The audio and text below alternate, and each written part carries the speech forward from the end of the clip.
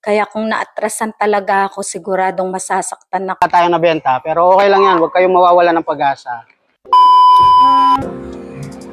Yo mga boys, today nga pala yung pagbalik namin ng Kapitolyo para asikasuhin yung naudlot natin na kinukuhang documents. Like I said dun sa last video natin na pagbalik namin ng Monday, magbibenta ulit ako. So, pakita mo yung dala natin. Yon. Ganda tayo, guys. Medyo dinamihan na namin yung dadalhin namin para walang makaiwas dun sa mga kumukuha ng documents. Bibentahan natin lahat. And pupunta rin pala tayo ng Palengke San Fernando. Doon tayo magbibenta. Tayo nyo kami dyan mga taga San Fernando Palengke. Bibentahan namin kayo. Ngayong araw pala, baka sabihin kasi ng iba na bumibili lang yan kasi naka-vlog, bumibili lang yan, may camera. So ngayon, medyo papalayuin natin si Ate Sofia. Hindi natin ipapahalata na nagpa-vlog tayo para yung mga nai-inspired natin na gustong magbenta at medyo mahihayin. Katulad nung pinsan ko last time, mahihayin siyang magbenta. Ipapakita natin na walang camera, walang vlog, actual interaction sa mga possible buyer. Para ma-inspire din natin yung mga mahihayin at gustong mag-start ng selling na kaya nyo din mag-start kahit hindi nyo sabihin na vlogger kayo, kaya nyo mag-start kahit mahihayin kayo. Kumbaga, ipapakita ko lang sa inyo kung paano makipag-interact ng normal na hindi vlogger, normal na tao lang, normal na nagbebenta lang. So yun lang, samahan nyo kami today, yun yung agenda natin. Magbibenta tayo sa may Kapitolyo, sa San Fernando Palengke. And try namin pumunta ng Heroes Hall kasi yung pinsan ni Ate Sofia, doon siya nagwo-work. So try natin din bentahan. Diretso muna pala kami dito kay Ate Len Manalo. I-deliver natin yung order niya. So mga kuys, yung mga may alam dun sa pwesto ni Ate Len Manalo sa may Buwas Square, visit na kayo sa kanya para matikman nyo rin yung trending pastillas natin. Hindi lang yun naman yung pastillas yung mabibili sa kanya. Sobrang daming mabibili sa kanya pagka pupunta kayo sa mga kamag-anak nyo, mga mahal nyo sa buhay sa malayong lugar, ganon, sa ibang bansa. Pwede nyong ipasalubong yun. Sobrang dami nyong mapagpipilian. Mga kuys, lagi natin sinasabi to, support lang lagi tayo sa mga taong lumalaban ng patas, sa mga taong nagsusumikap para umangat yung buhay. Yun yung mga sinusuportahan natin. Mga kuys, nandito na tayo. Si Ate Sofia na lang yung bababa kasi medyo nagmamadali tayo. So yun, ito yung pwesto ni Ate Len Manalo. Dito siya sa may Buwas Square. So visit lang kayo lagi sa kanya. Sobrang dami yung talaga mapagpipilian dyan. Siyempre, kasama na yung Sofia's Chewy Pastillas natin. So support lang tayo mga kuys, no? Salamat! Yun mga kuys, na-deliver na natin kay Ate Len. Napala, kaya babalik kami ng Kapitolyo. Yun nga, mistake namin yun. Well, tanggap namin yun mga kuys. Talagang masasabi lang namin na best teacher talaga ang life. Siguro kasi may mga time na hindi natin napapansin yung mga lessons. Pero mula nung inaaral ko na yung stoicism, spirituality, so lahat na lang ng nangyayari sa akin, as much as possible talaga, kino-convert ko na lang talaga siya into positive. Tiningnan ko na lang yung nangyari na magiging positive. Yun nga, unang-una, makakapag-dalawang bentahan tayo. Una, nakapagbenta tayo sa May Sulana. Pangalawa, ngayong araw nito, makakapagbenta tayo ulit. Pabor pa rin sa atin yung nangyari. Balikan ko lang yung mistake namin. Araw na yun, medyo nagmamadali kami. Hindi namin na-double check yung resibo pala na dapat talagang kailangan. From that, ngayon, bago kami umalis, we are trying to check muna yung mga documents na kailangan, yung mga resibo na kailangan. Dino-double check na namin ngayon para walang maging aberya katulad ng dati. Pero hindi naman kami perpekto para sabihin natin na walang magkakaproblema. Pero yun nga mga kuys, no, sa lahat ng sitwasyon, yung mga negative, try pa rin natin yung tignan yung mga positive na pwedeng mangyari para hindi talaga masira yung araw. Yun lang yung advocacy natin. Huwag nyong hayaang masira yung araw nyo dahil lang sa konting aberya. Yung negative, pilitin pa rin natin tignan yung positive. So yun lang mga kuys. Samahan nyo kaming magbenta ngayon. So, mga kuys, malapit na tayo sa may Heroes Hall. Since ito yung mauuna natin daanan, unahin na muna natin si Ate Jan. Baka kasi maubos yung dala natin sa Capitolio. Eh nakakahiya naman, nakapagsabi na tayo sa kanya. So unahin na muna natin siya. Ate Jan, here we come. Nandun siya sa executive building. Yan.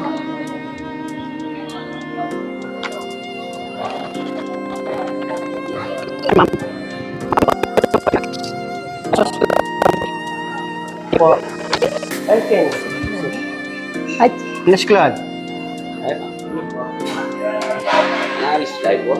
Napanood mo yung yun yan. Puta matalik kang menu. Oh, kaya piniling negosyo. Hello. Dami ta kinalukan kaya tiyan. Ewan, guardian si Net, sir. O, sige. Diyan mo kung ano. Separate mo yung apula-pulo na. Siyo po. Ma'am po. Arnold. Arnold. Pastillas, sir. Sige. Ay, 100 po.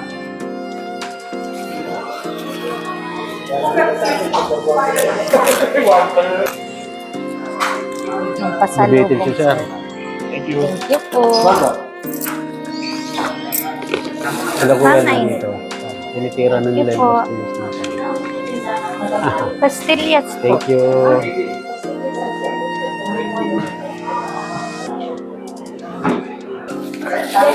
Yan si sir. Dito mga kuys, tatlong tao ang nakikita ko masaya. Yung dalawang magpapakasal, si tatay na photographer. Si tatay kahit nakikita niyong may edad na siya, nakikita mo sa kanya na mahal niya yung ginagawa niya. Despite of his age, kayang-kaya niya pa rin gampanan ng kanyang trabaho.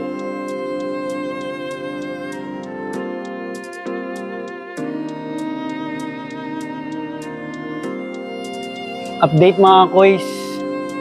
Ito na lang yung natira. Konti, Sobrang nagustuhan nila. konti na lang ibebenta natin sa may Kapitolyo. So, good problem kahit na konti na lang ibebenta natin sa may Kapitolyo and sa may San Fernando Palengke. Hindi na. natin alam kung makakarating pa yung pastillas natin doon. Thank you Ate Ja sa pag-assist sa amin. Sobrang bait mo. We hope na babalik ulit kami dito para magbenta. For sure naman, mas magugustuhan nila yung gawa natin pastillas. So yun lang.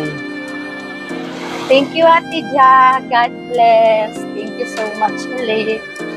Punta na kami ng Kapitolyo. Tara kuys! A few moments later.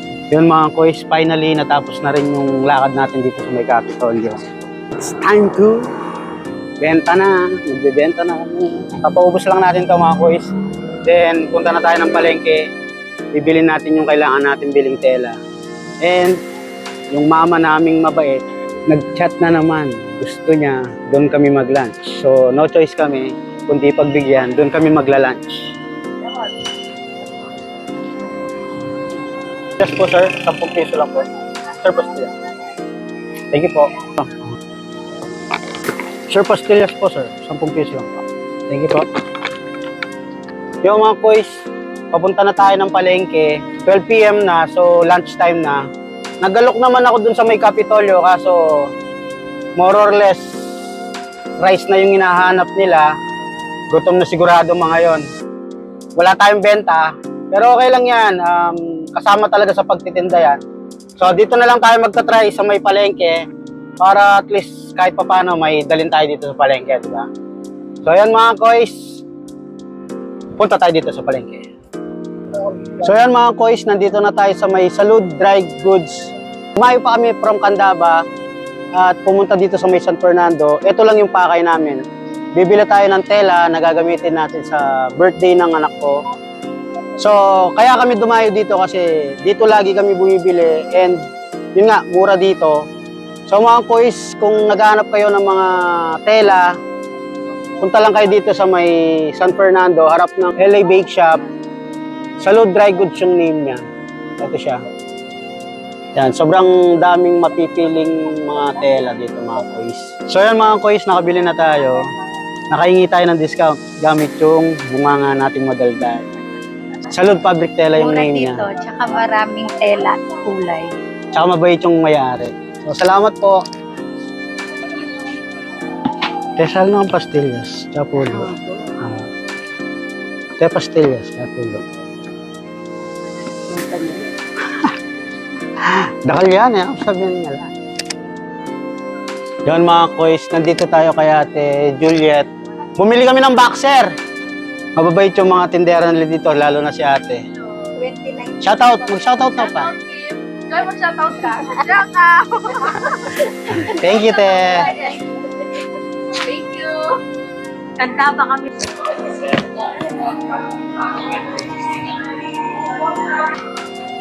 Yung mga kois, nandito tayo kay Alex and Let. Bibentahan natin siya. Ma'am, bili ka na ng pastillas. 50 pesos po. Ay, thank you, ma'am. Ha? Mainit po. Ma'am, pastillas po. Bili na po kayo. Ma'am, pastillas, ma'am. Bili ka na, ma'am. 10 piso lang po. Thank you po. Pastillas po. Ma'am, pastillas, ma'am. 10 piso lang po isa. Ma'am, pastillas. Ma'am, pastillas, ma'am. Bili ka na. Thank you po.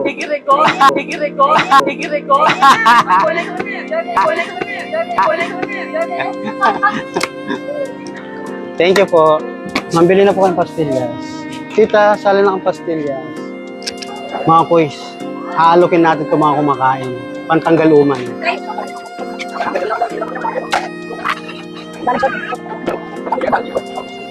Pastillas po.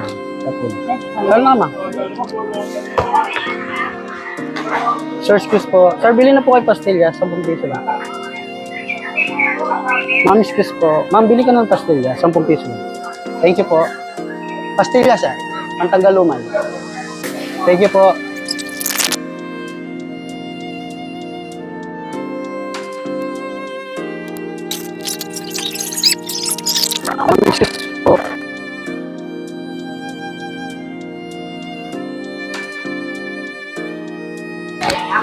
Kaya pastillas, 10 piso. Salamat po. Ang pastillas mo. So yun mga kuys, no, wala tayong nabenta. Pero okay lang yan, huwag kayong mawawala ng pag-asa. May mga tao na nakalaan at bibili para sa'yo. Huwag kayong mawawala ng pag-asa. Yun lang. Tara, benta pa tayo dito mga kuys. Tara. Sir, excuse me, sir. Sir, bili ka na po ng pastillas.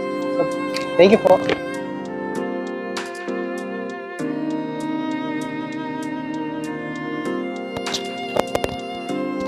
Yung mga pastillas po. Thank you po. Ma'am, pastillas, ma'am. Kapulo. Ay, ma'am, pastillas, ma'am. Kapulo lang. Thank you, ma'am. Titasal ng pastillas, kapulo lang. Thank you po. Titasal ng pastillas, kapulo lang. Thank you po. And just like that, mga koys, uuwi na tayo. May natira pa naman, konti na lang. Hindi tayo nakabenta dito, siguro kasi hindi pa tayo ganun kakilala dito. So, okay lang yan, mga koys. Wag na wag kayong masisiraan ng loob. Wag kayong ma-discourage dahil lang walang bumili. So, ituloy-tuloy lang natin kahit walang bumili, walang magtiwala. Darating din yun para sa atin, mga koys. So, yun, salamat! Bye! Koys, so 2 PM na, papunta tayo dito sa may Solana, sa may biyanan ko. Dito na tayo magla-lunch. Di tayo nakabenta sa may palengke. Siguro kasi sa oras din, tinanghali na tayo nakapunta, wala nang namimili masyado. Yung mga nagtitinda naman, pa-close na sila. So, wrong timing din sa oras, kaya hindi rin tayo nakabenta. Pero ganun pa man, hindi tayo mawawala ng pag-asa, mga boys. One day, babalik tayo sa may palengke San Fernando. Talaga, wala tayong ibang agenda. Magtinda lang talaga. So, doon, for sure, makakabenta na tayo. Kasi makakapag-focus tayo. Kasi ngayon, medyo marami tayong nilakad. Pero ganun pa man, may natira ng sa 153 pieces na dala namin, 33 pieces na lang yung natira. Lunchtime na muna. Kakain lang kami, then uwi na kasi magsusundo pa ng mga bata. Maraming salamat din sa mga nanonood, sumusubaybay. Follow lang po kayo. Pag-share na rin po yung mga video natin para mas maraming makakita dito sa pag-i-inspired natin na gumalaw tayo. Even though may mga negative, turn natin to positive. May benta, wala. Tuloy-tuloy lang tayo sa galaw. Tuloy-tuloy tayo sa pagtitinda. As a baguhan na vlogger, hindi na naman makukuha din namin natin yung napansin mga na hindi pangarap pala natin. naka-open yung mic. Hindi ko na sana isasali to sa vlog. Kaso sobrang importante lang ng mga sinabi namin dito. Kaya binoise over ko na lang. Kinukwento namin dito na yung nangyari kaninang umaga bago kami umalis. Yun nga, si Ate Sofia dumating siya habang nagmamasa ako ng pastillas. Kinukwento niya sa akin yung nangyari. So ang sabi niya, muntik na daw siyang maatrasan nung pickup truck na kulay black. And syempre ako, agad ko naman siyang tinanong kung nasaktan ba siya. So ang sabi naman niya, hindi daw. So ang sabi ko, kalma ka lang muna, relax ka muna. Bago mo ikwento yung nangyari. So yun, buti na lang sumunod siya, nag-relax siya. Tapos nung naging mahinahon na siya, ayun, nagkwento na siya. So ang sinasabi niya daw, yung pickup, pababa daw siya sa kabilang kanto. So si Ate Sofia, hindi niya alam na magmamaniobra pala siya at aatras. And nakasunod siya sa may likod niya. Kaya nag-aantay din si Ate Sofia nang biglang umatras naman tong pickup truck. Sa gulat niya, at syempre hindi niya expected yung mangyayari, bumusi na siya ng matagal. Heto naman mga nasa harapan na pickup, hindi nila nagustuhan yung ginawa ni Ate Sofia. Kaya medyo nagkasagutan sila. And pinaliwanag naman ni Ate Sofia sa kanila na hindi daw niya kasalanan kasi nga walang signal na magmamaniobra o aatras. Yung mga naka-pickup naman, hindi nila expected na nasa likod si Ate Sofia kasi nga na blind spot siya. So nakapababa yung ulo, yung likuran nakataas, kaya hindi nila nakikita yung sa likod. Yung e-bike nga pala yung gamit ni Ate Sofia that time. Kaya yon, nung marinig ko yung kwento, pinainahon ko siya, sabi ko sa kanya, tingnan mo na lang yung positive, walang nangyari sa'yo, hindi ka nasaktan, hindi ka nakakagasgas ng sasakyan, kahit na mali sila. Siguro, sa tingin nila, wala silang mali, sa tingin mo naman, wala kang mali.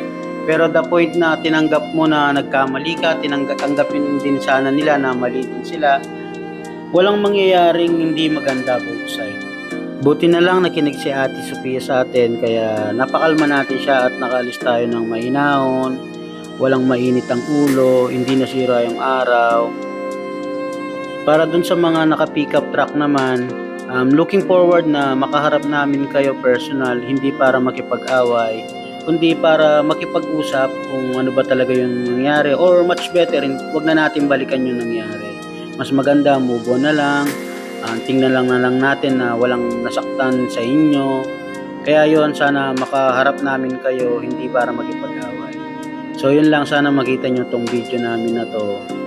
So yun mga quiz, na kwento naman ng maayos ni Kuya Rigor yung nangyari nun. Aminado din naman ako na mainit yung ulo ko nun kasi first time nangyari sa akin yung ganun, kaya nagulat talaga ako at natakot. Lalo na yung e-bike lang yung gamit ko nun, kaya kung naatrasan talaga ako, siguradong masasaktan ako or mayuyupi talaga yung e-bike kasi maliit lang yung e-bike. Kaya hanggang sa pag-uwi ko talaga, nandun pa rin yung takot ko, kaya nung nagkwento ako kay Kuya Rigor, maiyak-iyak pa ako. So yun, kinaganda nga, kinausap ako ni Kuya Rigor ng maayos at napakalma niya ako.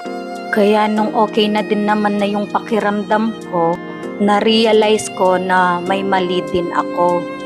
At ang pinakamagandang nangyari dun, hindi ako nasaktan or walang nasaktan sa amin. Kaya dun po sa na-encounter kong black pickup, sana po makarating din sa inyo to na humihingi din po ako ng pasensya kung ano po yung kinagalit nyo sa akin or kung saan ako nagkamali. Nakakalungkot lang po kasi dahil dun sa nangyari, nagkahiwalay po tayo ng may galit sa isa't isa. Kaya inuulit ko po, pasensya na po talaga sa nangyari. Advice ko na rin po sa kagaya kong mga driver, lagi po tayong mag-iingat sa daan sa pagdadrive at habaan po natin ang pasensya. Init po ng ulo, para maiwasan po natin ang ganitong senaryo.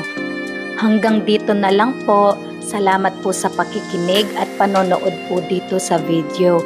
Mag-iingat po ang lahat. God bless din po sa atin. Yun mga koys, piliin pa rin natin ang maging mahinahon sa lahat ng oras at pagkakataon. Be the light, not the right.